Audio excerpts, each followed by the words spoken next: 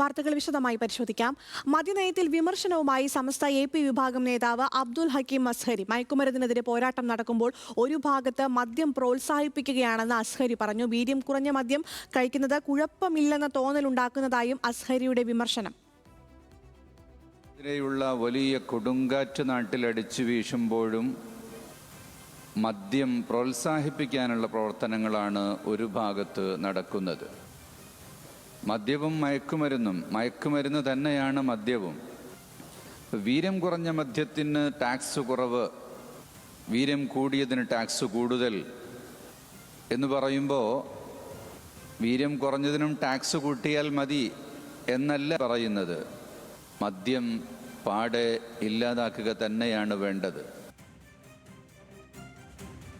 വിവരങ്ങളുമായി പ്രസാദ് ഉടുമ്പിശ്ശേരി ചേരുന്നു. പ്രസാദ്, സർക്കാരിന്റെ മദ്യനയത്തിനെതിരെ വലിയ വിമർശനമാണ് ഉയർത്തുന്നത്. എന്തൊക്കെയാണ് മറ്റു വിശദാംശങ്ങൾ? അഖില, വീര്യം കുറഞ്ഞ മദ്യത്തിന് നികുതി ഇളവ് നൽകാനുള്ള, നികുതി കുറയ്ക്കാനുള്ള നീക്കത്തിനെതിരെ പല ഭാഗത്തു നിന്നും വിമർശനങ്ങൾ ഉയരുന്നുണ്ട്.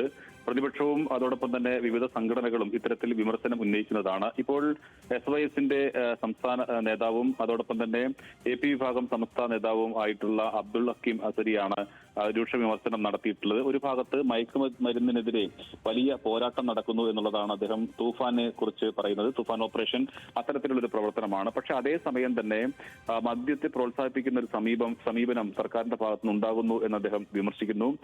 വീര്യം കുറഞ്ഞ മദ്യത്തിന് കുറഞ്ഞ നികുതിയും കൂടിയ നികുതിയുമായി വരുന്നു. ഇതിനർത്ഥം വീര്യം കുറഞ്ഞ മദ്യത്തിനും നികുതി കൂട്ടണം എന്നുള്ളതല്ല, മദ്യം തന്നെ നിർത്തലാക്കണം എന്നുള്ളതാണ് പറയുന്നത്.